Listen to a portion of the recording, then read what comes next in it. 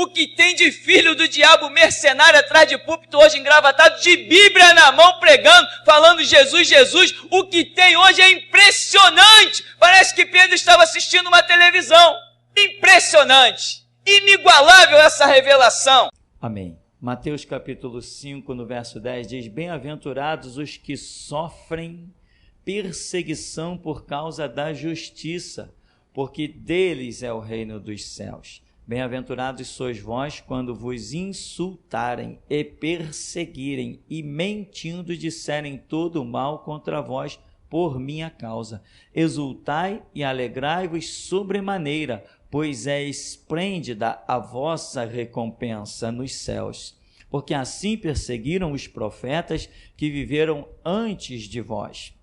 Vós sois o sal da terra, mas se o sal perder o seu sabor, com que se há de temperar? Para nada mais presta, senão para se lançar fora e ser pisado pelos homens. Vós sois a luz do mundo. Uma cidade edificada sobre um monte não pode ser escondida. Igualmente, não se acende uma candeia para colocá-la debaixo de um cesto. Ao contrário, coloca-se no velador e assim ilumina a todos os que estão na casa. Assim, deixai a vossa luz resplandecer diante dos homens, para que vejam as vossas boas obras e glorifiquem o vosso Pai que está nos céus. Amém? Podeis sentar. Irmãos, esse texto ele é tremendamente intrigante. Está logo aqui no comecinho do Novo Testamento, Mateus capítulo 5, mas é muito intrigante. A cegueira das igrejas, dos cristãos, como a visão da realidade se perdeu a tal ponto, mas a tal ponto que as coisas mais lógicas deixaram de ser reais. Ou seja, a verdade nua e crua passou a ser como uma mentira. Eu lembro quando, na época que eu comecei lá caminhar dentro da Igreja Batista, e às vezes surgiam alguns assuntos, e às vezes as pessoas diziam assim, mas se fizer assim, vai escandalizar as pessoas. Depois fica aí sendo perseguido, não sabe por quê. Eu dizia assim, mas ser perseguido não é o alvo do cristão? Jesus falou que nós tínhamos que ser iguais a ele. Se ele foi perseguido, eu não posso achar que a minha vida tem que ser caindo na graça de todo mundo. Mas não é bem assim, os tempos mudaram. Essa frase, os tempos mudaram, irmão, eu ouvi ela tanto, mas tanto. Olha, não sei se os tempos mudaram. Se os tempos mudaram, para que a palavra chegou até nós? O que é o evangelho, então? Era uma briga danada, eu era a ovelha negra da Igreja Batista. Graças a Deus que Jesus só conta com ovelhas negras. Os branquinhos, remodelados, estão tudo lá pastando nos pastos secos. E nós temos visto a glória de Deus. Eu conheci dezenas, mais de 100 de jovens por onde eu andei. Nenhum deles deu em nada, porque se deixaram vencer pelas palavras de persuasão humana e não atentaram para o que a Bíblia diz. A Bíblia diz que tu tem que morrer por Jesus Cristo. Você não pode aceitar uma palavra contrária a isso. A um servo cabe ser? Ele morreu por você? Então você vai ter que morrer por ele também. Acabou a história, meu irmão. E Paulo diz, né? Morreu por todos, para que os que vivem não vivam para si, mas vivam para ele. Tua vida tem que ser para ele, irmão. E aí, você já está sentindo falta de alguém aí nessas cadeiras? Já tem alguém que... Eu estou vendo umas cadeirinhas vazias por aqui. Já está sentindo falta? Ainda vai esvaziar muito, irmão. E a prova de que eu prego a verdade é que vai esvaziar. Não tem lisonja.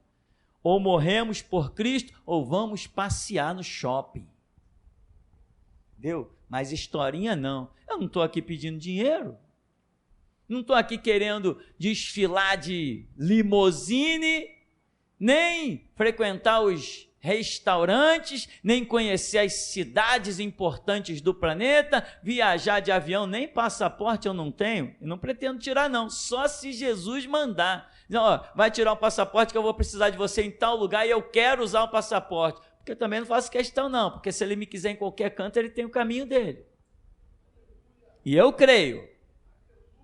Se creio. Irmão, mas eu creio mesmo, eu creio nesse Deus de uma maneira que eu creio, simplesmente eu creio. Não acredito em nada fora do projeto do meu Deus. Se alguém disser, te prepara que tu vai morrer, você fala sério, meu amigo, que morrer? Quem és tu para dizer que eu vou morrer? Porque eu creio em Deus. Somos servos do Deus vivo. Amém, irmão? Mas essa palavra aqui, olha, ela diz, né, logo no verso 7, bem-aventurados que sofrem perseguição por causa da justiça, porque deles é o reino dos céus. Então, a quem pertence o reino dos céus? Os que são perseguidos. Por causa de quê? Da justiça. Andar em justiça incomoda muita gente. Bem-aventurados sois vós quando vos insultarem, perseguirem, mentindo, disserem todo mal contra vós por minha causa. Qual é a causa de Jesus? São os projetos dele, é o evangelho, aquilo que ele te manda fazer e realizar. E diz, exultai, alegrai-vos sobremaneira, pois é esplêndida a vossa recompensa nos céus, porque assim perseguiram os profetas que viveram antes de vós. Ou seja, olha para lá, olha para o passado, está vendo? Olha o que aconteceu com Jeremias, não viveu em mar de rosas. O que aconteceu com Amós? Não viveu o mar de rosa, foi afrontado, vai profetizar para aquelas bandas, não vem profetizar aqui não, que aqui é a casa do rei. Imagina, o que aconteceu com Ezequiel? E assim foram, irmão, todos os grandes profetas que se levantaram, Obadias, Micaías, tudo teve Isaías, tudo teve a sua vida renhida. Por quê? Porque falavam da verdade, da justiça que Deus lhes mandava falar. E tem mais, hein? Falavam aonde? No meio do próprio povo de Deus, que tinha pergaminho, e tinha o povo que deveria ter o conhecimento de Deus maior de todos os tempos. No entanto, foi ali, com aqueles chamados povo de Deus, descendência de Abraão, discípulos de Moisés, guardiãos da lei, na mão desses, que os santos profetas foram dilacerados. Jesus está dizendo, olha para lá, assim eles foram perseguidos. Eles são o quê? Eles são isso aqui que Jesus está dizendo, olha. Exultai e alegrai-vos sobremaneira, porque é grande, é esplêndida a vossa recompensa nos céus. Assim aconteceu com eles, lá no passado. Tiveram uma esplêndida recompensa.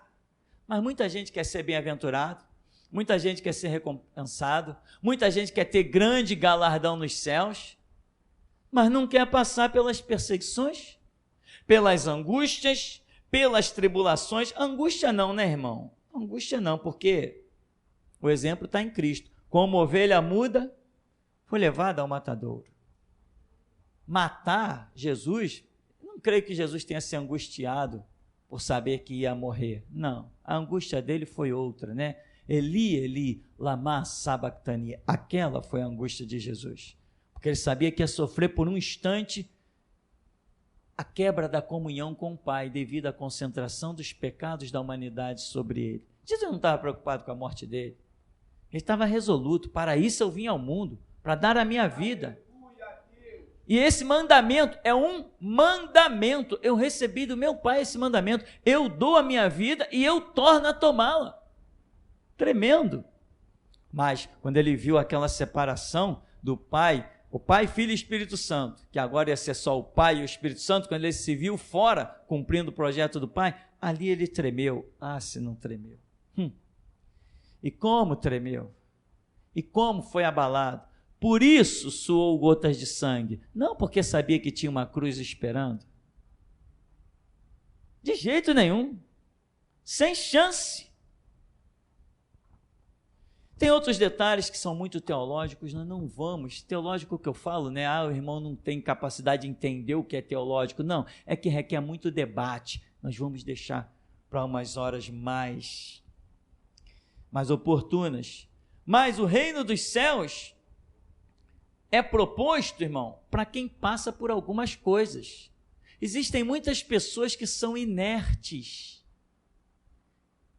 e se confundem. Tem gente que diz assim, não, eu sou servo de Deus. Já escutou isso? Eu sou servo de Deus. Eu já peguei uma meia dúzia e disse assim, vem cá, você é servo de Deus? Por quê? Servo é quem serve. O que você faz? Você vai na igreja, né? Mas ir na igreja é um conceito que qualquer um pode vir. Um ímpio, um ateu, um espírita, um católico pode entrar todos os dias aí e sentar. E por isso ele é classificado como um servo de Deus. Um católico pode resolver dar o dízimo na igreja evangélica. E por isso ele vai ser classificado como um servo de Deus. Não, mas ele está dando o dízimo, ele está ajudando a obra de Deus. É mesmo?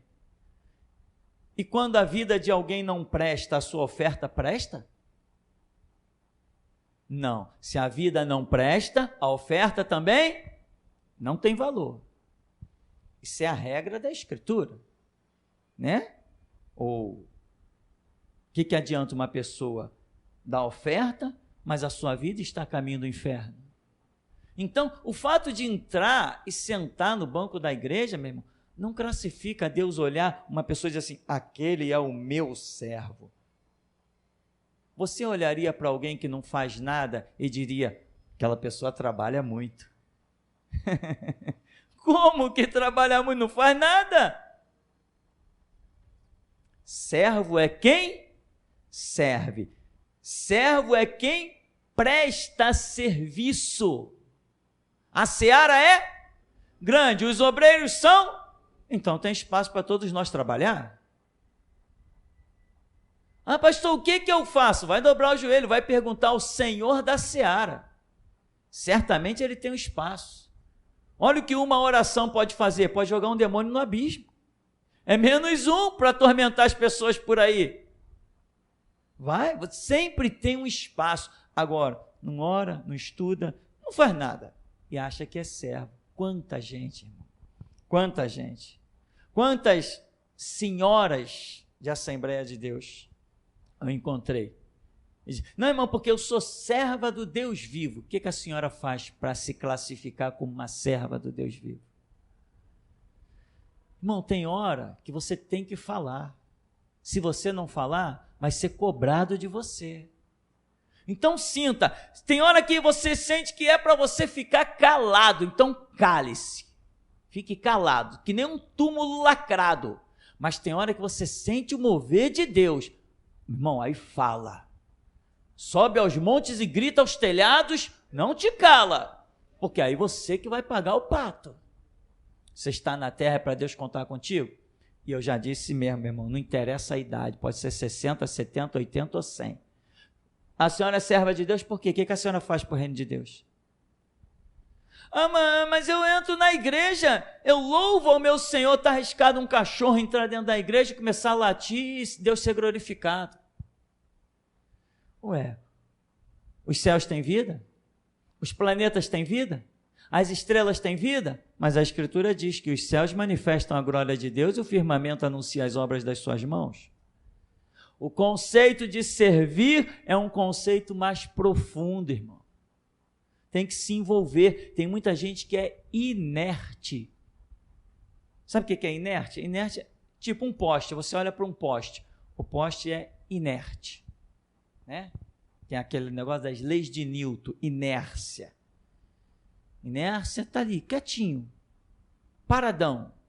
Que nem esse prédio, embora a galáxia esteja se mexendo, mas faz de conta que você não sabe. Olhando para o prédio está completamente parado. Isso é inércia. O que esse prédio vai fazer? Ele não vai fazer nada, ele não se mexe. Nós não podemos ser assim, quer ver? Aqui diz, olha, vós sois o sal da terra. Se o sal perder o seu sabor, com que se há de temperar? Para nada mais presta, senão para se lançar fora e ser pisado pelos homens. Então o sal tem uma função. Jesus falou que você é o sal. Então você tem uma função. E o sal é tão importante, irmão, que eu ouvia um documentário hoje e dizia assim: o corpo humano não pode viver sem o sal. Eu nunca tinha ouvido falar nessa frase, que o corpo humano não podia viver sem o sal. Eu vi um documentário hoje que dizia isso. Eu falei, caramba, então o sal é mais importante do que muita gente, sem a devida instrução, como eu, imagina, né? Sem sal, nosso organismo tem sérios problemas. Tudo que você come por aí tem alguma gota de sal. E sem sal o alimento fica horrível, né? E o sal tem uma propriedade engraçada, por isso você não pode comer muito dele por dia, é o máximo de 2 gramas, dizem alguns, outros dizem 3 gramas, mas ninguém fala mais de 3 gramas por dia. 3 gramas é uma pitada na mão por dia, isso que a gente pode comer de sal. Por quê? Porque o sal ele acaba se acumulando no organismo, ele demora a sair do organismo. Ele tem uma propriedade incrível. Os cientistas já fizeram uma coisa interessante, pegaram o sal, diluíram na água, ferveram a água até evaporar. O que sobrou lá? O sal estava lá, o sal. Aí eles pegaram aquele sal e levaram para outra quantidade de água. Sabe o que aconteceu? Salgou de novo. Jesus falou que você é o sal. Você não perde a sua propriedade. Você é usado aqui, mas você é usado lá, você é usado em tudo que é canto, e aonde tu passa, tu vai salgando. Não pode perder a propriedade, mas se por acaso perder o sabor, o que vai acontecer contigo? Vai ser pisado pelos homens, vai ser lançado fora, vai ser massacrado. Tem que salgar, não pode ser inerte. Tem que meter mão no arado e não pode olhar para trás. Tem que trabalhar. Jesus falou, vós sois as minhas testemunhas. Quem testemunha tem que se expor. Testemunha tem que mostrar a cara no tribunal. Testemunha expõe a própria vida. Você já viu quantas pessoas seriam testemunhas de casos que acabaram mortas? Em vários casos aqui no Brasil, nos Estados Unidos, até os filmes elucidam isso, né? Proteção à testemunha. Por que existe isso aí no país, em vários lugares? Proteção à testemunha, porque quando o camarada sabe que uma testemunha vai depor contra ele, ele manda matar. Por que ele manda matar a testemunha? Porque ele sabe que uma testemunha é muito importante. Jesus falou que nós somos as suas testemunhas. Nós vamos depor contra quem? Vamos depor contra quem? Testemunha que depõe aonde? No tribunal. Quando esse mundo estiver perante o tribunal, quem será a testemunha contra eles? Eu e você. Isso lá, mas desde aqui, nós já somos testemunhas. Interessante que a palavra testemunha lá no Antigo chama de mártir. Nós somos mártires de Jesus. Isso que é o significado da palavra testemunha. Então, irmão, em nada disso nós vemos uma inércia, nós vemos um povo parado. A igreja é um organismo vivo. A igreja tem a palavra igreja, que é eclésia, que significa os chamados para fora. Chamados para fora dá ideia de movimento. Não dá ideia de inércia, ficar paradinho, quieto. Tem pessoas que dizem assim, não, eu vou para a igreja, eu canto o meu hino, eu bato a minha palma, eu louvo, eu adoro ao meu Deus e vou para a minha casa. É como se a pessoa vivesse dentro de uma redoma. Ela acha que é ela e Deus, mal sabe ela que ela não tem Deus nenhum. Eu já vi pessoas dizerem isso, concordando, quando eu falo, irmã, mas você está frequentando uma igreja que está rendida à política. Não, irmão, eu sei, mas eu não compactuo com isso. Eu vou lá e sirvo ao meu Deus e vou para a minha casa. Como? Não pode. Para servir a Deus tem que se envolver com um povo, tem que trabalhar. Para servir a Deus tem que suar a camisa na causa, tem que vestir a camisa, tem que morrer pela causa. Como Jesus falou, quem quiser achar a sua vida, vai perder. Mas quem perder a sua vida por amor de mim, pela minha causa, vai encontrar. Nós somos chamados, irmão, para trabalhar até a morte. Por isso diz, ser fiel. Eu não posso ser fiel sentado aqui, irmão. E passam-se os anos da minha vida e eu estou aqui quietinho. Ó, Jesus, louvado seja o teu nome. Louvado seja o teu nome. O que eu estou fazendo? Eu estou completamente inerte. Deus me chama a trabalhar. Mas eu não sou capaz, mas ele disse, eu te capacito. O apóstolo Paulo diz, não que sejamos capazes de nós mesmos, como de nós mesmos realizar alguma coisa, mas a nossa capacidade vem de Deus. Mas a capacidade vem de Deus quando? Quando eu quero. Quando eu quero essa capacidade. Os apóstolos eram capazes? Não, não eram. Quando Jesus foi morto, o que aconteceu? Os apóstolos pareciam um rato de esgoto, procurando um buraco para se esconder. Não foi assim? Quando alguém batia na porta, quem é que ia atender? As mulheres, porque nenhum dos homens lá, nenhum dos valentes lá quis abrir a porta. A perseguição romana estava lá fora. E tem mais, nem tinha perseguição nenhuma. Eles prenderam Jesus e não estavam nem perseguindo ninguém. Não tinha perseguição. O pavor tomou conta deles, quer dizer, mataram Jesus, vão matar a gente, mas ninguém estava nem aí para eles ainda. Não tinha nenhuma perseguição. E quando alguém batia na porta, mandavam as mulheres.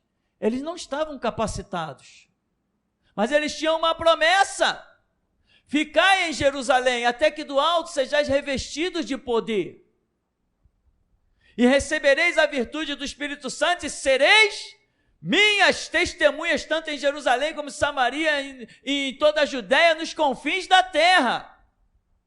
Você quer ser revestido? Você tem que estar aonde a promessa vai chegar. Aonde que a promessa vai chegar? Na tua confiança, no teu estudo, na tua oração, na tua participação, no teu envolvimento. Os apóstolos estão ali, no pavor, no medo. Foram se reunir lá no alpendre de Salomão. Por quê? Eles queriam pregar? Eles estão apavorados.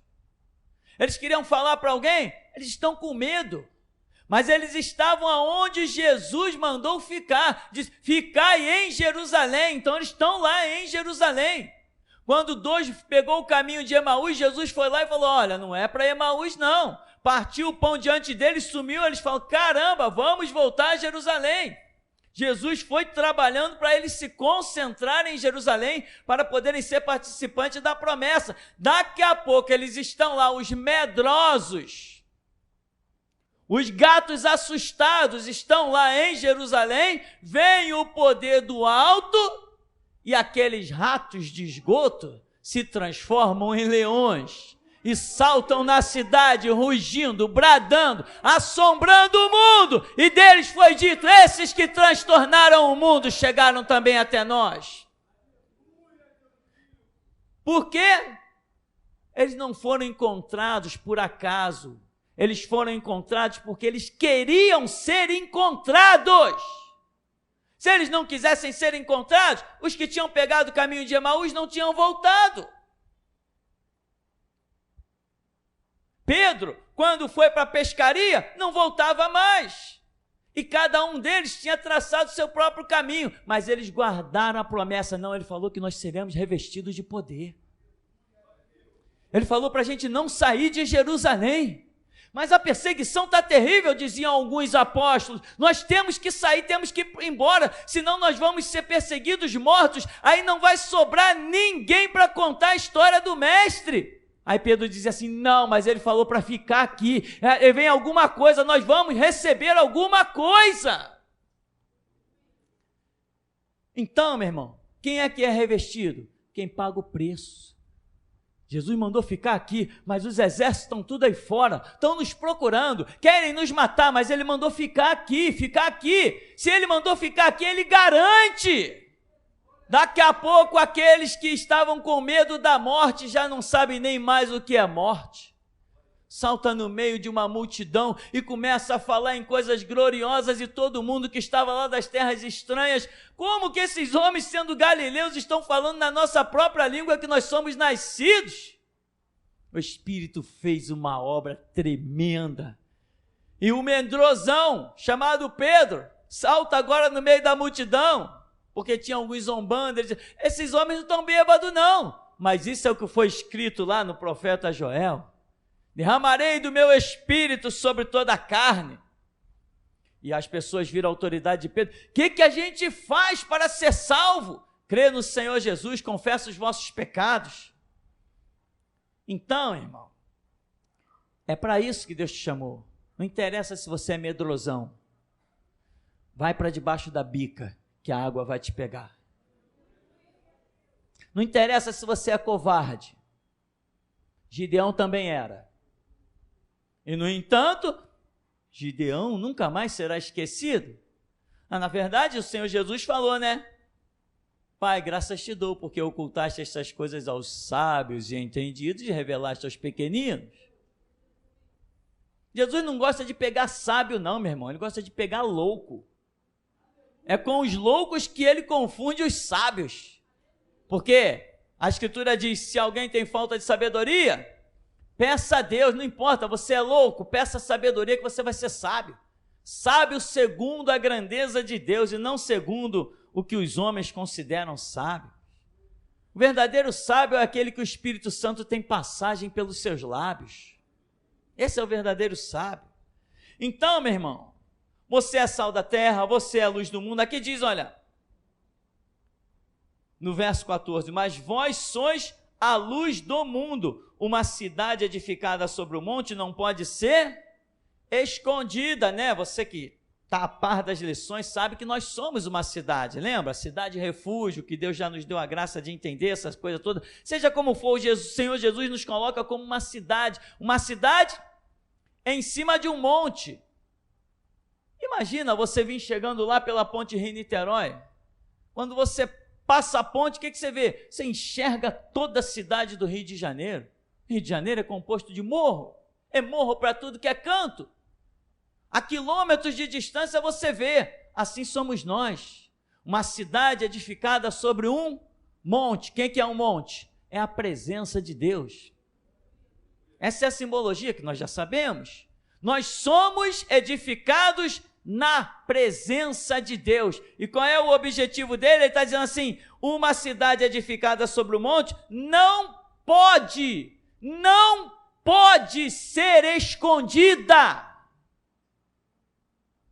Se você está escondido, sabe o que acontece? Você não é cidade. Você não é sal. Você não é luz. Se você consegue se ocultar, você não é luz. Dá para esconder um farol? Só se apagar ele. Senão o navio vê a 10 quilômetros de distância ou mais, se enxerga um farol no meio do oceano. Não é a nossa simbologia? Somos um farol iluminando para tudo que é canto. Sem limites nós iluminamos. E aqui diz, no verso 15, igualmente não se acende uma candeia para colocar debaixo de um cesto, ao contrário, coloca-se no velador e assim ilumina todos os que estão na casa. O que é a candeia? Candeia, um candelabro, é o símbolo da igreja. O Senhor Jesus é um homem de branco e passeia no meio dos candeeiros de ouro. Você é uma candeia? Você é a igreja? Você é o candelabro de Deus? Aqui está dizendo que não se pode acender a candeia e colocá-la debaixo de um cesto. Ela tem que ser posta, ela tem que cumprir a sua missão, ela tem que iluminar. Iluminar como? A candeia emite luz e a luz resplandece nas trevas e as trevas não prevalecem contra a luz, ou seja, há um conflito, há uma guerra, há uma batalha. Sempre que se acende uma luz, a guerra está travada, porque o mundo jaz no maligno, em trevas. Então, meu irmão, você não pode ficar inerte. Se você conseguir ficar quietinho o tempo todo, tem um problema sério com a sua vida. Tem um problema muito sério, não é pouco não, é muito sério. A Bíblia diz que, 1 João 3,8, que o Filho de Deus se manifestou. O que é se manifestar? É se apresentar. E ele se manifestou para quê? Desfazer. Como que se desfaz alguma coisa de braços cruzados, quieto, calado num canto? Quando você vai desfazer alguma coisa, dependendo do que seja, você tem que usar, sei lá, o serrote, uma ferramenta, ou as mãos. No nosso caso, nós desfazemos todas as coisas somente com palavras. E não tem nada mais poderoso que as palavras que o Senhor Jesus nos tem dado. Então, o Filho de Deus se manifestou para desfazer as obras do diabo. Mas, pastor, esse Filho de Deus não é o Senhor Jesus? Tá bom, que seja o Senhor Jesus. Mas ele disse que um servo tem que ser igual ao seu Senhor. Então eu sou também Filho de Deus, estou nessa com ele. Estou nessa batalha, estou nessa guerra. Então o Filho de Deus se manifestou. Você não pode ficar quietinho, irmão, tem muito o que fazer. Teve uma visão do irmão Rômulo, que ele mostra uma situação que mostra águas represadas, muitas águas represadas. E Deus falou, ainda tem muitas águas para serem derramadas. Nós temos que meter pé, irmão. Temos que meter pé mesmo, temos que usar a força, a fé, a coragem, a disposição. Não podemos, nos dar por vencido, nos deter. Não podemos olhar para o cansaço, nem dizer, não, eu estou cansado, eu trabalhei 8 horas, trabalhei 8 horas para o mundo, para o teu próprio sustento, então agora dá mais 8 para Jesus. Vá na madrugada que tu vai ver quem te sustenta. Se ficar de braços cruzados, nada acontece. Deus recompensa esforço, irmão. Josué 1,9. Ser forte e corajoso, não pasme, não te espantes, porque o Senhor teu Deus é contigo por onde quer que tu passares. Josué, levanta e dispõe-te, esforça-te, tu farás este povo herdar a terra que eu jurei a seus pais que lhes daria. Ah, Deus não me pediu nenhum sacrifício, mas faz para ver se Ele não vai te recompensar. Deus não me pediu nenhum esforço, eu estou no mar de rosa, na sombra e na água fresca. Sai dessa letargia, dessa inércia e vai pagar o preço do sacrifício, que tu vai ver se o Senhor é Deus na tua vida ou não é. Irmão, Deus não me pediu muitas coisas não, mas eu resolvi fazer, por ver a necessidade da obra. Vou te dizer uma coisa, eu hoje tenho um conhecimento bíblico, que não é um conhecimento bíblico literário, exclusivamente de leitura, não. Porque Deus me deu muito mais do que o que eu entendi lendo. E muito mais. Hoje, às vezes as pessoas mencionam um texto que eu nem lembro, e Deus me dá um entendimento daquilo. Porque Ele me deu essa graça, mas por quê?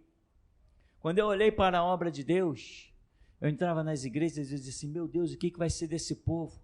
Eu via pessoas pregando, pessoas que nunca tiveram nenhum chamado, mercenários, quando falavam de fé era para arrancar dinheiro do bolso das pessoas. Era isso que eu via, uma coisa horrenda, absurda.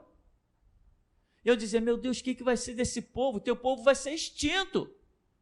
Deus tem que fazer alguma coisa. E eu comecei a clamar para que Deus fizesse alguma coisa na sua igreja, nas suas igrejas, que até então era igreja. Eu comecei a clamar para Deus levantar, abrir visão das pessoas, das lideranças. Eu comecei a ir para a Escritura, porque eu vi que era o conhecimento da Escritura que estava faltando, e eu fui mergulhando cada vez mais. Até que chegou uma hora que Deus, ao invés de levantar, seja lá quem fosse, levantou a mim mesmo.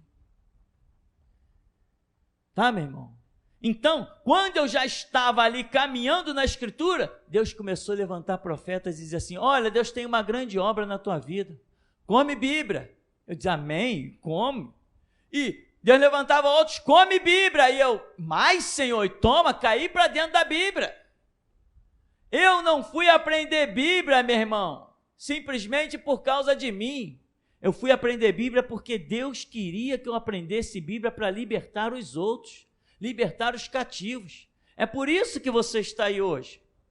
É por isso que muitos irmãos aqui já receberam convite para ir em outras igrejas e disseram assim para aqueles que estavam lhes convidando: teu convite para mim é uma loucura. Irmãos aqui dentro, mulheres aqui dentro receberam um convite e disseram assim para ela: mas você só escuta o pastor Tupirani? E ela falou assim: é perda de tempo escutar outros. É perda de tempo escutar outros. E é perda de tempo mesmo, meu irmão. É perda de tempo mesmo. Mas se você quiser, tem aí na internet, tem o Marco Feliciano, tem o Silas Malafaia, tem o Valdomiro Santiago, R.R. Soares, tem todos eles, o do Templo de Salomão, o Macedo, tem todos eles. Se você quiser ouvir eles, pode ouvir. Mas eu te garanto, é perda de tempo. Porque hoje Deus está contando, como sempre contou, com a verdade, mas hoje a verdade ela é nua e crua. Verdade é como sempre foi, absoluta, sem mistura. Então, irmão, presta atenção no detalhe. A obra é se envolver, a obra é servir, a obra é crescer no serviço e no trabalho. Se hoje Deus olhar e te ver fiel no pouco, amanhã Ele vai te colocar sobre o muito. Qual é o nosso crescimento? Hoje eu estou varrendo o chão, amanhã sei lá o que Deus tem para mim. Mas Ele tem coisas cada vez maiores, mas Ele tem que olhar para mim hoje e, como diz a Escritura, ser fiel no pouco e sobre o muito eu te colocarei. Isso não é palavra de homens, isso quem disse foi o próprio Deus. Ele que disse que se Ele olhar para mim e me ver fiel no pouco, Ele vai me colocar sobre o muito. E você tem sido fiel no pouco? Ou se olhar para a tua vida não vê pouco nenhum, o que olhar para a tua vida vê é nada? Sobre o nada não tem fidelidade. Tem que ter, nem que seja um pouco na tua vida, para Deus olhar e dizer: ele foi fiel no pouco. Quando eu era da Igreja Batista, irmão, que o pastor convocava o evangelismo, ia só eu, no meio de 20 jovens, uma igreja com mais de 40 pessoas, convocava-se um evangelismo e só aparecia uma pessoa, que era eu, e o pastor, e às vezes nem o pastor não ia, telefonava para o zelador para dizer se tinha alguém lá esperando pelo evangelismo para dispensar, porque ele não ia, mas eu estava lá. Eu estava lá. E Jesus, isso passou em branco? Isso não passou em branco, meu irmão.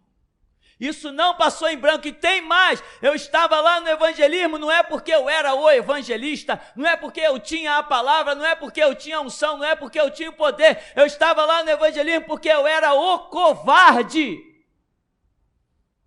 Eu estava lá porque eu era o fracote. E eu dizia no meu canto para o meu Senhor Jesus: Deus, eu não tenho a mínima condição nem de entregar um folheto, mas a tua obra precisa de alguém que faça. Me fortalece, me dá graça pelo menos para eu entregar um folheto. E só Deus e o Espírito Santo sabe como era difícil para mim entregar um folheto para alguém. Só Ele sabe disso. Mas Ele me olhou e disse: foste fiel no pouco e sobre o muito te colocarei. Ele sabe como era difícil para mim puxar um folhetinho de papel e dar na mão de alguém. Existia um bloqueio, uma barreira na minha alma, em todo o meu ser, mas isso não me deteve, isso não me obstruiu. Eu fui com todas as minhas limitações para o campo de batalha, fui com toda a minha fraqueza para o campo de batalha, e mesmo sendo o mais fraco entre os meus irmãos, sempre voltei com as maiores vitórias. Uma vez o pastor me pediu, me surpreendeu: irmão Tupirani, tem um doente aqui na rodoviária, está aqui, ó, o leito tal, vai lá fazer uma visita. Eu falei: Jesus, fiquei na minha, Aí chamei o irmão, falei, irmão, olha, o pastor pediu para eu ir lá com a equipe lá, liderar a equipe lá dentro do hospital, mas eu entro no hospital, cara, eu desmaio. É só sentir o cheiro do éter, eu apago. Ele falou assim, não, eu vou falar com ele para pedir outra pessoa. Eu falei, não, eu vou. Tu fica de olho. Se eu ficar tonto, se eu for desmaiar, tu já sabe o que se trata. E tu me segura, me tira de lá, quando o cheiro passar, eu acordo de novo. E eu fui. E entrei no hospital. E fui ao leito. E orei. E saí. E até hoje, nunca mais desmaiei com cheiro de éter, nem com cheiro de hospital. Até hoje aquilo não existe mais na minha vida. Eu não podia entrar num corredor de hospital que eu apagava no corredor. Minha mãe já sabia, todo mundo da minha família já sabia. Então, meu irmão, vai, ser fiel no pouco. Ser fiel mesmo na tua incapacidade. Vai lá, você reconhece que é necessário que alguém faça alguma coisa? Você reconhece que é necessário que alguém grite aos telhados sobre essa palavra gloriosa? Tu não tem força de subir no telhado e gritar, então sobe e geme. Mas não fica quieto, não fica parado, porque quem está parado, quieto e inerte, não tem bênção nenhuma. Só existe armadura para quem vai para o campo de batalha. Só existe lança para quem vai guerrear. Só existe escudo para quem precisa da proteção, capacete, botas. Você não pode ficar inerte. Você tem que trabalhar na obra. Senão, sempre que você disser, sou servo do Deus vivo, pergunte-se em que você serve. Tem que fazer alguma coisa. Você tem que dizer, não, eu estou fazendo isso, eu estou dando um CD, eu estou aqui no computador passando os links, eu estou entrando em grupo e lançando as mensagens, eu estou fazendo alguma coisa. Se tu está fazendo alguma coisa, tu é servo. Se tu não está fazendo nada, tu não é. Isso é palavra para leão, tá, irmão? Quem ainda é ovelha, um abraço, tchau. Então, eu não estou aqui, meu irmão, pregando para Tarzan nem para super-homem. Estou pregando para aqueles que querem ser servos do Deus vivo. Não estou pregando para os capacitados, para os mais habilitados, para os melhores, não, mas para aqueles que serão os mais capacitados e os melhores. Mas você tem que se mexer, você tem que se lançar, você tem que se envolver, não pode viver numa redoma. Eu já falei que você e Deus não existe. Não existe crente sem uma igreja. Você e Deus não existe. Não existe crente sem sacerdócio. E tem mais, aqui não tem Deus, eu e você, não. É Deus, eu e todos nós. É assim que funciona, irmão. Juntos seremos sempre fortes. Unidos abalaremos todo mundo. Sabe por que a polícia agora está se preocupando conosco? Porque eles olharam e viram, olha, o cara está crescendo. A igreja, quando eles vieram aqui nos prender, nós tínhamos 15, 16. Agora eles olham pela internet uma filmagem, a igreja cheia, eles acham que a nossa força está em número. Está, mas não só em número, porque ainda que qualquer um de nós esteja só com Deus, perseguirá um exército. Isso é fato. Com Deus nos seus propósitos, é fato. Então, meu irmão, você é sal, não perde o sabor. Você é luz, ilumina. E alguém vai dizer, vire essa luz para lá. Não, não viro não, sai você do meu caminho. Você é cidade? Então tem que ver você. Tem que ver. Cidade é onde as pessoas vão para se abrigar. Então tem que ir lá, se abrigar em você. Então, meu irmão, candeia, candeeiro, candelabro, é como a Escritura nos chama. Então, cumpra o seu papel, faça a sua missão. Um candelabro, pega ele, bota lá, Bota ele em cima do móvel. Está lá. Para que serve aquele candelabro? Não serve para nada. Acende ele para você ver. Aqui é o lugar de acender os candelabros, meu irmão. Candelabro você sempre foi, mas estava apagado. Agora não, agora Jesus está dizendo, vai iluminar, vai dissipar as trevas, vai desfazer as obras do diabo. Que haja porção dobrada sobre ti, meu irmão. Que haja porção dobrada. Que a capa te envolva, meu irmão. Que se veja sobre ti o nome do Senhor Jesus. O Espírito da glória de Deus seja visto em ti. Que quando tu falares, que os homens digam, isso não é voz de homem, é voz de Deus. Porque Ele vive em ti. Mas não te dê por vencido, não para, não fica quietinho no teu canto. Faz a obra.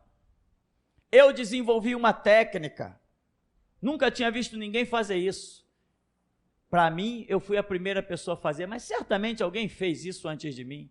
Eu tinha tanta vergonha de entregar um folheto na mão de alguém, que eu desenvolvi uma técnica no meu canto. Eu estava lá orando sobre a minha covardia e fraqueza, e me veio uma ideia. Sabe como é, né, irmão? Veio uma ideia, né? Eu falei, caramba, que ideia legal. E eu parti para a Sociedade Bíblica do Brasil. Mandei fazer carimbo, comprava milhares de folhetos por semana e desenvolvi a técnica de colocar folheto nas caixas de correio. Porque eu não tinha coragem de entregar um folheto na mão de alguém. Eu não sei o que era aquilo. O cara que hoje prega na internet para o mundo inteiro, que fala de polícia, traficante, milícia, sei lá mais o quê, que não tem medo de nada, foi um cara tão covarde que não tinha coragem de dizer, Jesus te abençoe. Ai, meu Deus do céu, sai para lá. Era assim que eu era, apavorado, com medo de entregar um folheto na mão de alguém. Parece? Pareço mesmo?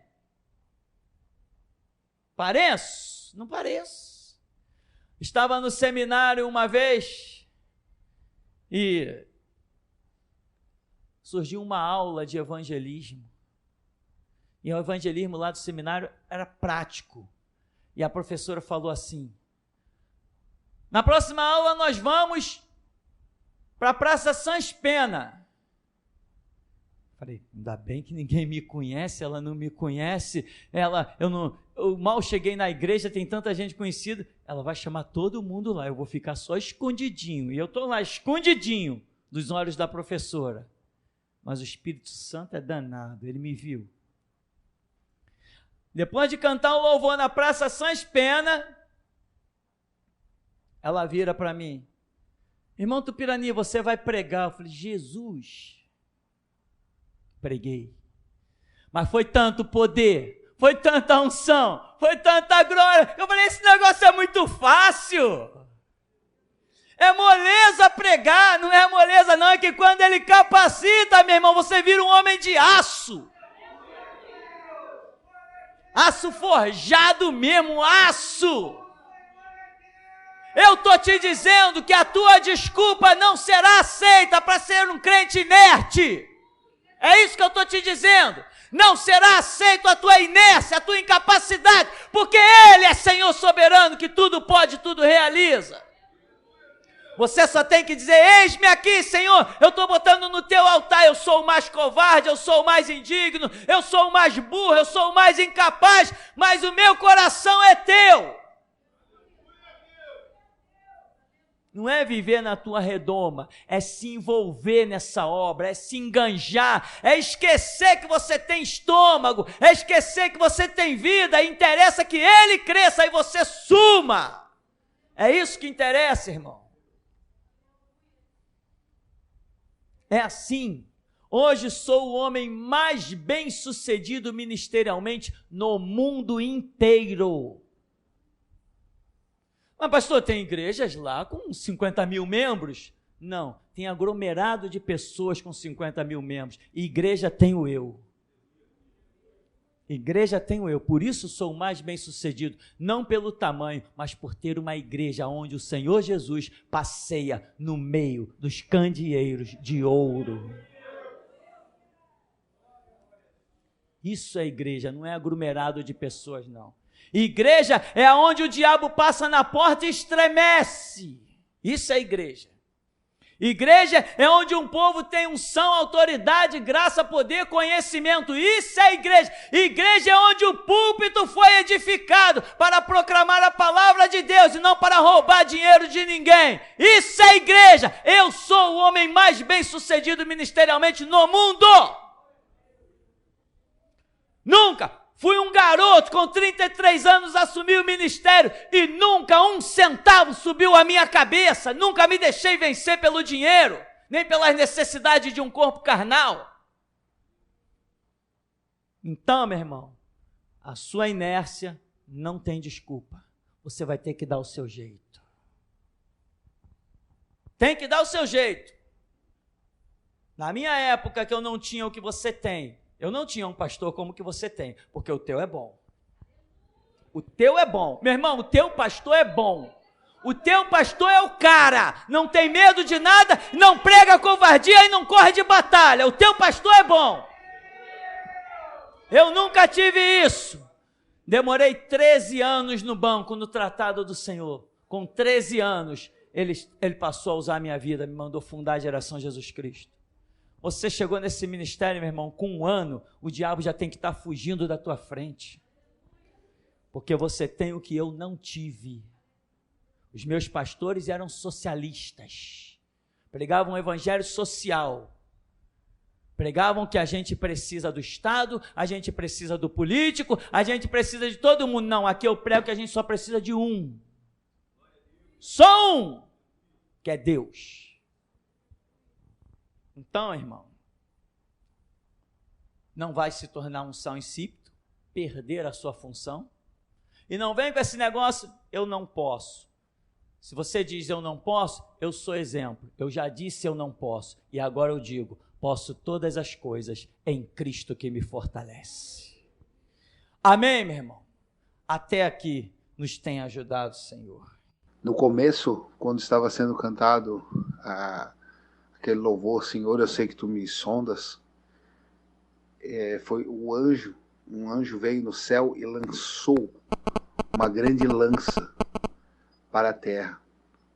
E ela veio e adentrou o templo pós-prisão, ia caindo, o Senhor Elias correu, pegou ela com as mãos, na frente do púlpito, com as 2 mãos, saiu correndo, bem rápido, desceu as escadas, entrou na casa, foi lá no quartinho do segredo, botou ela lá e voltou para cima, para continuar tocando.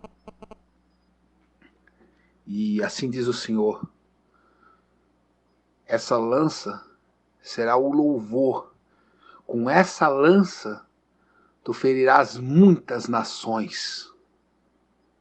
Amém. No segundo louvor, eu vi quando um anjo desceu com uma espada na mão. A sua perna esquerda vinha curvada, assim, com o seu joelho perto da barriga, o seu outro pé esticado. A mão esquerda dele vinha erguida para o céu, e com a outra mão ele trazia uma espada que apontava para a terra. E ele desceu no templo pós-prisão. E assim diz o Senhor, essa espada é a espada da coragem. Só os corajosos a usarão no tempo oportuno. Amém. Eu vi novamente aqueles 2 querubins da Arca da Aliança. E também, enquanto o Senhor Elias falava de consultas médicas, né, Jesus opera, eu vi quando a igreja Bem naquele momento que o Senhor falava que é que nem um consultório, quando a gente espera a nossa vez para ser atendido, nessa hora a igreja se transformou em um hospital. Ela se transformou inteira no hospital e eu vi os anjos com aquelas pranchetas, como esperando para chamar nomes, irmãos esperando, exatamente assim foi a visão que eu tive. Amém. Quando o irmão André estava orando, eu tive uma visão. Eu fui levado até o céu e lá eu vi aquele enxame de demônios. Então, aqueles anjos que eu vi vieram contra esses demônios. Os anjos estavam em bem menor número, mas absurdamente, 100 por 1 ou mais. Acredito que 100 por 1. De cada 100 demônios, um anjo. Amém. De cada 100 demônios, um anjo. Eles lutaram. Travaram uma guerra. Muitos demônios se acovardaram e saíram correndo, voando, que nem uns covardes mesmo. Muitos lutaram. Então eu vi aquele anjo que tem uma lança na mão, que ouve as orações dos irmãos, dos membros. Ele era o comandante dessa guerra. Eu vi quando ele deitou um demônio no chão e cravou a lança nele. Então, nesse momento, eu fui levado junto com ele a um lugar. Esse lugar tinha portões muito grandes. Os portões eram enormes. E esse anjo entrou dentro desses portões. E na frente era um lugar muito lindo, como se fosse um palácio. Lá na frente tinha um ser muito grande sentado num trono. Esse ser tinha uma espada na bainha. E esse anjo entrou com a cabeça de um demônio na mão.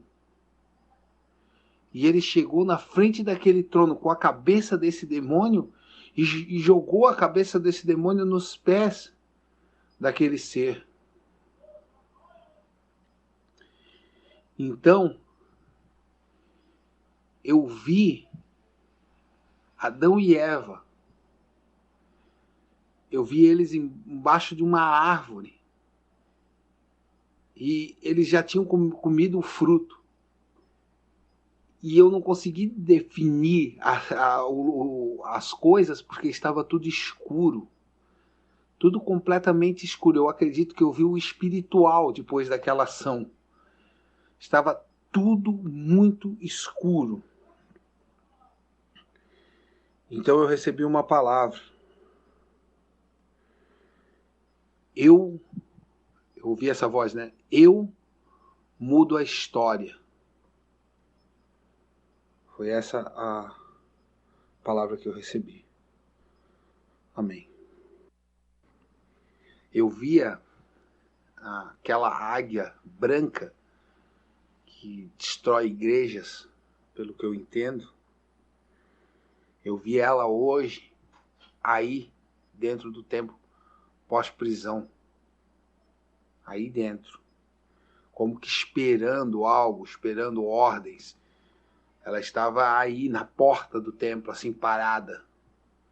Como que esperando orações ou algo assim, no meu entendimento. Amém.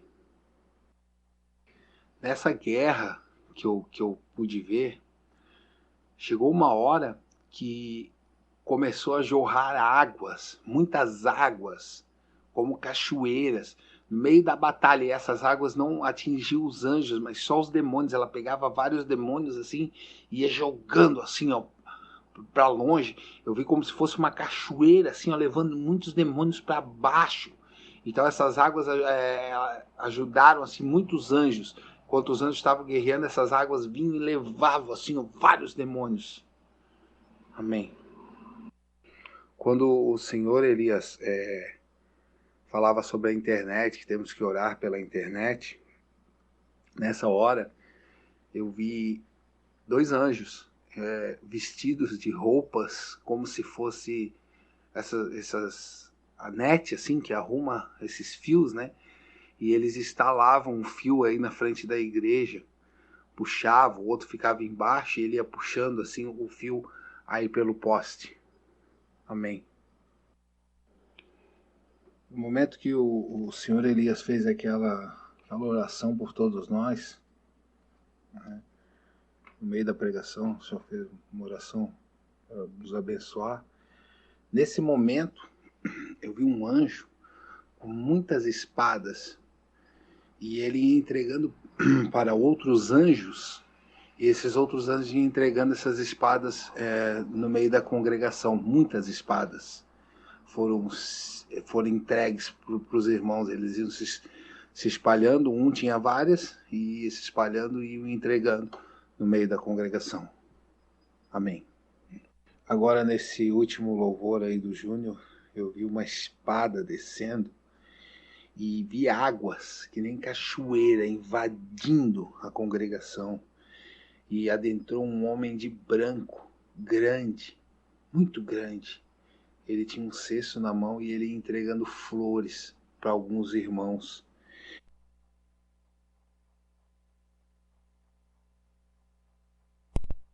Uma árvore muito linda, o caule dela parecia cabelos ondulados de mulher. Ela ia nascendo assim do nada, assim, e ela foi crescendo no meio da congregação.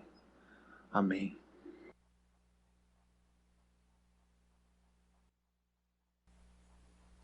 Paz, pastor.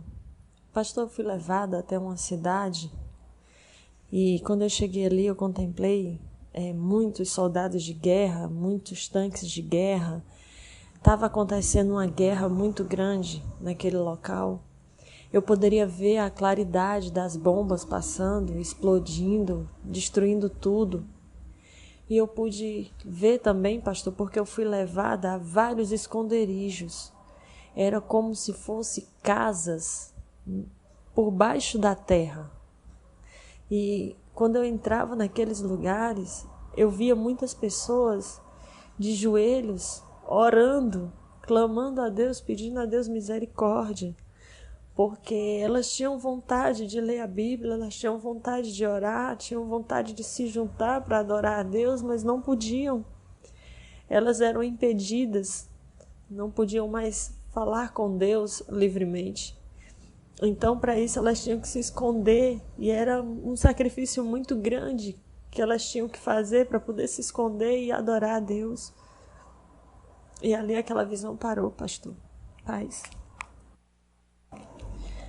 Pastor, eu pude ver muita água, muita chuva caindo nas cidades. Eu via chuvas de granizo.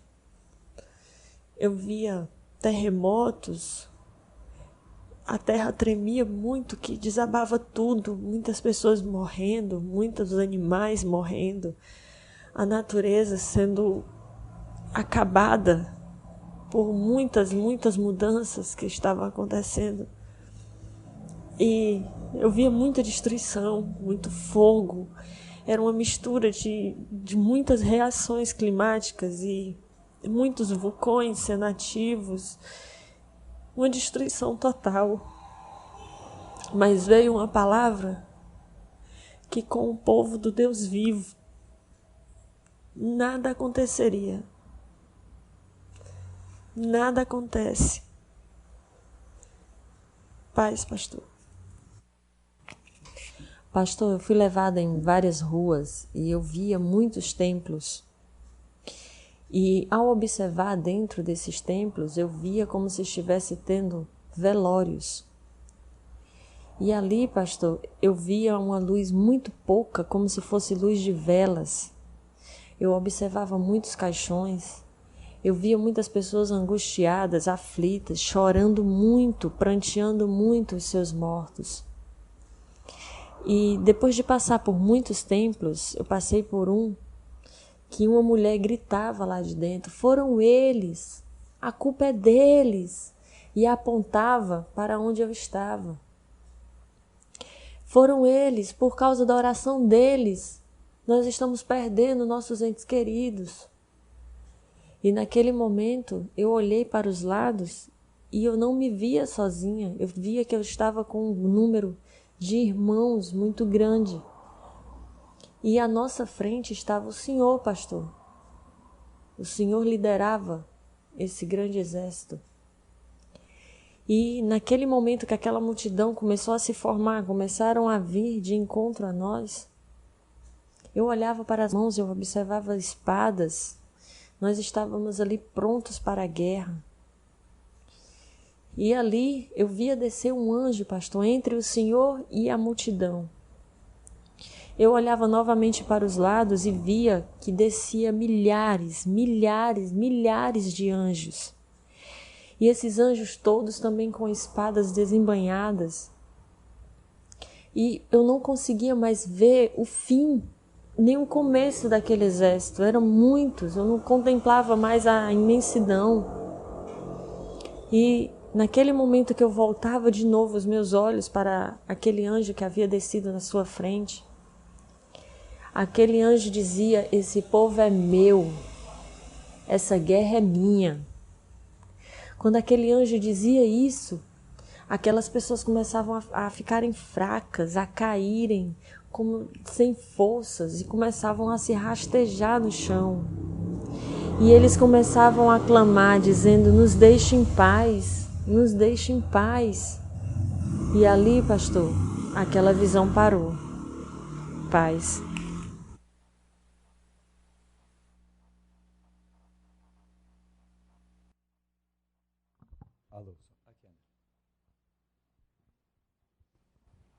Logo assim que o senhor começou a orar, pastor, ali no começo, eu vi a igreja, só que não eram os irmãos, aliás, eram os irmãos, só que quando eu olhava para os irmãos, eles estavam com asas, e alguns voavam dentro da congregação, e começou a voar, muito impressionante, e as asas dos irmãos se abriam, muito tremendo, muito tremendo. Quando o Senhor, pastor, começou a citar, a falar das experiências lá de trás, e quando eu olhava para o Senhor, o corpo do Senhor se transformava, como se o Senhor estivesse se desfigurando num corpo espiritual. E eu olhava, o Senhor estava reluzente, desceu uma unção muito poderosa. Nesse momento que o Senhor começou a falar daquele folheto que o Senhor começou a entregar naquela época, que o Senhor não tinha coragem. O corpo do Senhor se transformou. Eu já não via mais o homem, né, da carne, eu já via um homem espiritual, um ser espiritual, olhando para o Senhor. No momento em que o Júnior cantava aqui, o chão debaixo dele saía. O chão debaixo dele saía, e ele sendo sustentado pelo sobrenatural de Deus. Deus me mostrou isso. E eu vi também, pastor, uns demônios que vinham em direção do templo, da geração Jesus Cristo, uns demônios que eram semelhantes a morcegos. E eles tinham pernas, braço como... As mãos deles eram semelhantes àquela do sapo, aquela coisa bem estranha ali. E era como um morcego, eles voavam, vindo em direção negro, eles eram bem escuro mesmo, sombrio, aquilo bem negro mesmo. E eu via também esses demônios, esses demônios que eram como o Rômulo citou, como marimbondo. Eles eram mais ou menos assim, desse tamanho, e eram milhares vindo, e eles já estavam se aproximando, e os anjos saltavam, e eram os anjos bem fortes, agarravam aqui, eles encaixavam aqui perfeito, e o anjo cravava a espada que atravessava eles. Muito tremendo, e ali aquela guerra acontecendo, os anjos cravando a espada nesses demônios. O Marquinho, eu não sei o que está acontecendo com a tua vida, irmão. Deus me disse uma palavra. Deus dizia assim, diz para ele que não acabou. Deus dizia assim, diz para ele que não acabou, eu pus um caminho na frente dele e ainda não se fechou. Eu pus um caminho, eu abri um caminho diante dele e ainda não se fechou. Deus dizia dessa forma. O irmão Rômulo, ele foi visitado pelo anjo e eu via ele numa cama. Não é que ele está enfermo não, tá, irmão? Eu via ele na cama, deitado ali, dormindo, e o anjo media, com a fita, media todo o seu corpo. Eu tive essa visão. A igreja, ela também tive essa visão, a igreja estava como se estivesse apagada, mas um vento batia e soprava e a igreja acendia como uma labareda de fogo. A irmã Késia, ela foi visitada assim que, não na hora que começou, a irmã Cláudia começou a soltar ali as mensagens de profecia, ela não foi visitada, mas antes, ela foi visitada e a cabeça dela se abria e Deus colocava algo lá dentro. Eu não via o que era, mas é conhecimento e é uma graça que Deus está dando sobre a vida da irmã. O irmão Rômulo, ele recebeu um jato de água que, quando eu olhei, eu não vi de onde veio, mas era uma carga d'água que veio em cima dele. Veio e já, dentro dele, já não tinha mais o sangue, era água, como em correntes que se movia dentro do corpo do irmão Rômulo. Amém? Essa é a visão que Deus me deu.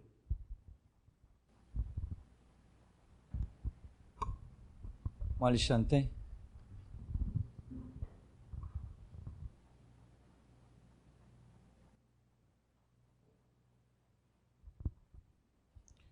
A paz para a igreja. A visão que o Espírito Santo me deu nesta noite, eu via um corpo humano e uma mão. Mas esse corpo eu via por dentro. E quando eu via por dentro, o Espírito de Deus falava que este ministério, ele tem uma marca. E esta marca é para diferenciar das igrejas que caíram. Esse ministério não é um ministério qualquer, é um ministério que o nosso Deus fala aqui na terra. Amém? Logo em seguida, eu via uma estrada muito apertada mesmo. E nessa estrada havia muitos obstáculos. E nesses obstáculos havia todo tipo de coisas ruins que a igreja tinha que atravessar. E quando os irmãos e as irmãs iam chegando até o final da estrada, o anjo recebia eles no final da estrada. Mas o semblante dos irmãos era tão de cansaço, mas era um cansaço físico tão profundo, que o anjo tinha que chegar e pegar os irmãos pela mão e levar até o Senhor Jesus. E quando chegava no final da estrada, o Senhor Jesus dizia: vinde bendito de meu Pai, receba por herança aquilo que eu tenho preparado para vós desde a fundação do mundo. Essa foi a visão que o Senhor me deu, pastor.